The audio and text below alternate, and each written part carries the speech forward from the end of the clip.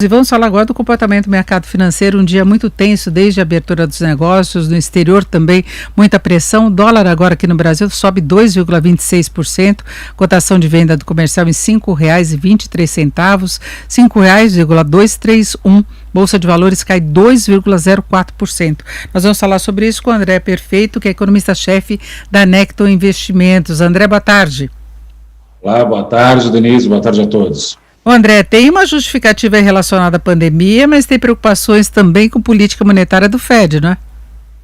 Exatamente, né? Hoje foi aquele dia de tempestade perfeita, por assim dizer, né? A gente tem uma situação onde você tem uma queda muito forte do petróleo, o petróleo está caindo nada menos que 7% hoje, né? Teve notícia aí do OPEP que acabou mexendo os mercados. A gente tem uma discussão também sobre juros nos Estados Unidos, né? O juros está caindo por lá.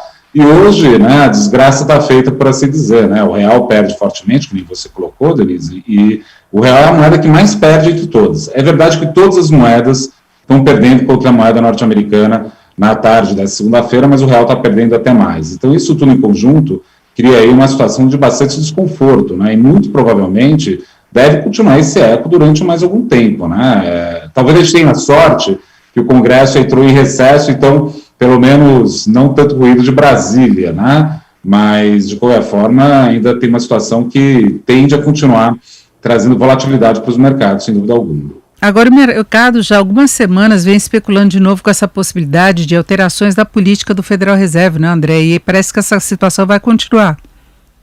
Exatamente, vai, né? A gente tem... É uma situação estranha, né, Denise? Porque a gente está com indicações de inflação fortes, não é pouca coisa que está acontecendo a respeito de inflação. O que acontece lá fora é muito parecido com o que está acontecendo aqui dentro no Brasil também, né? Tem pressões difusas de bens externos, né? Mesmo a discussão sobre o aço que a gente está vendo aqui agora, isso daí gerou também um desconforto, né? Só que o Banco Central norte-americano não está nem piscando, né? Está dizendo aí a respeito de uma manutenção de taxa de juro baixa. E isso está fazendo uma coisa curiosa, né? A gente está vendo os juros americanos cair porque está todo mundo correndo para baixo da saia do Tesouro norte-americano, ou seja, não sei o que fazer com o dinheiro, fica com o dinheiro, Tesouro, depois a gente vê. E aí as pessoas ganham, isso é interessante, talvez o ouvinte não vai entender rapidamente o que eu estou querendo falar, mas é assim que funciona. A gente ganha dinheiro não com a taxa de juros, mas com a apreciação do título, né?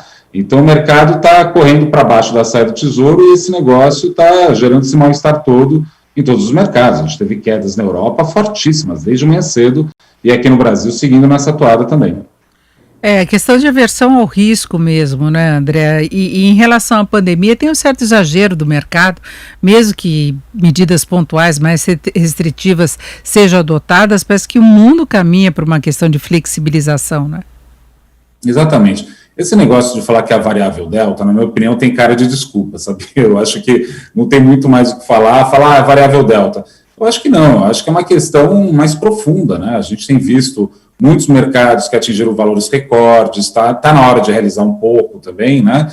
Mas tem essa questão monetária que é uma questão bastante profunda, né? A gente está falando da política monetária na maior economia do planeta, não é pouca coisa que a gente está falando, né? E as dúvidas continuam se somando, né? Se avolumando num ambiente ainda de, vamos dizer assim, de pouca sinalização do FED, né? Isso que nos preocupa um pouco mais.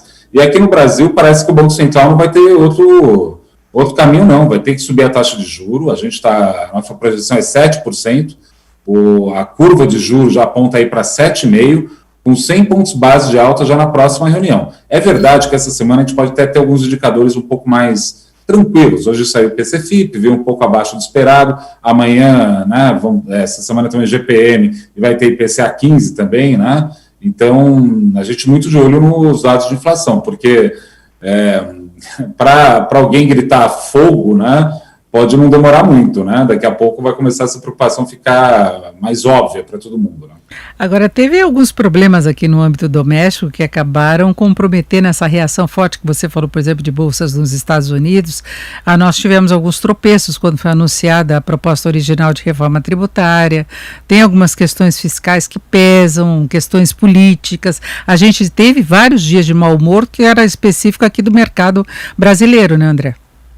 Exatamente, né? Quando a gente fala de câmbio, sempre é um trabalhão, né, Denise? Porque às vezes 6 é diferente de meia dúzia. Às vezes não é o real que está fraco, é o dólar que está forte e vice-versa. E, de fato, aqui no Brasil a gente teve motivos... Se a gente fosse fazer a lista aqui, Denise, a gente ia ficar uma boa meia hora aqui falando de tudo que é possível problema que aconteceu, porque uma série de ruídos aconteceram fortemente, né?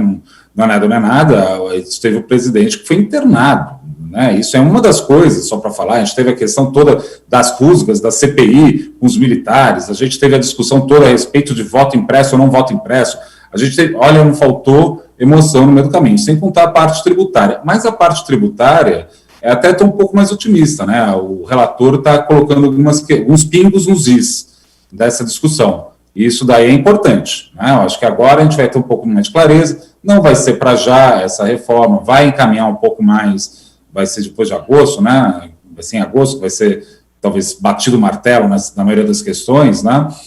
E o recesso vai servir para muita boataria, né? A gente vai ver como posso dizer, muita gente em Brasília trabalhando aí via telefone e WhatsApp, né, para alinhavar todos esses pontos. Né? Mas concordo contigo demais, a gente teve aí, sem dúvida alguma, motivos de sobra domésticos para desvalorizar um pouco o real e também para segurar um pouco a bolsa. E é ruim a gente contar com essa perspectiva ou possibilidade de mudança da política nos Estados Unidos, onde os títulos são considerados de risco zero, com o Brasil se aproximando das eleições, com toda essa agitação que você citou, com esses vários fatores de incerteza, a gente entra nessa briga aí numa situação desbalanceada, não é? Entra naquela emoção de eleição mesmo. Só que, assim, aqui no Brasil, como todo país do mundo, né, geralmente, o período de eleição é um período de incerteza, gera uma queda dos mercados, né? Isso daí acaba, às vezes, acontecendo. Mas até a segunda ordem, a gente vê uma certa tranquilidade, né? Ninguém está imaginando uma alteração de governo que vai representar também uma alteração significativa do ponto de vista econômico. Pelo menos esse é o sentimento um pouco de muitos investidores, eu acho. Não se vê aí com tanta preocupação, mas, de novo, vai ter muita emoção, né? Imagina a gente chegando lá em dezembro, Denise, a gente conversando em dezembro, com as pesquisas eleitorais, os últimos dados de pesquisa eleitoral, o mercado ainda não andando tanto, enfim, né, com uma inflação persistente, com uma Selic lá em 7%. Eu acho que preocupa mais os embates políticos que a gente tem do que a realização das eleições em si, né, que depois tem o desfecho, tem aceitação ou não, quem vai sair vitorioso, sempre fica aquela interrogação, mas o que eu falava de desbalanceamento é porque nos Estados Unidos se vê uma busca por proteção nos títulos americanos, principalmente se eles ofertarem uma rentabilidade maior. E aí o Brasil, mesmo com juros mais altos, tem todos esses fatores jogando contra, né? O prêmio de risco tende a aumentar. Exatamente, né? Uma parte da conta é justamente o risco percebido, né? Mas, enfim, o Banco Central tem um instrumento, somente um instrumento nesse momento, que é a política de juros. É isso que ele vai fazer e é isso que está na mesa. Então, ele vai subir. Espero que seja suficiente para aplacar, porque isso que é curioso, né? Muito da nossa inflação aqui doméstica, né, não tem nada, a taxa Selic é inútil. Vamos ser sinceros, né? Não é, você pode ser muito patriota, mas não é porque você acha que a Selic subiu no Brasil que o preço do minério de ferro vai cair no mercado internacional. Não é assim que funciona. O que dá para fazer é tentar controlar mais ou menos o câmbio. E a gente viu essa novela desse câmbio, né? Estava em 5, caiu para baixo de 5. Eu tenho certeza, a quantidade de analista que veio falar, não, agora vai para 4,80. Sim. Não foi, né? Não foi. Então, assim, temos um problema aí que é uma questão que tem a ver com a gente, né? Hoje, particularmente, até coloquei nas minhas redes sociais os gráficos ali para quem quiser dar uma olhada também, o real está perdendo muito mais do que os outros. Então, tem uma questão ali que é nossa, e aí nisso eu concordo demais contigo, Denise. Isso daí é culpa nossa mesmo, nesse sentido, né? É isso, ouvimos o André Perfeito, que é economista-chefe da Necton Investimentos. André, muito obrigado, uma boa tarde. Eu que agradeço, um abraço a todos os ouvintes.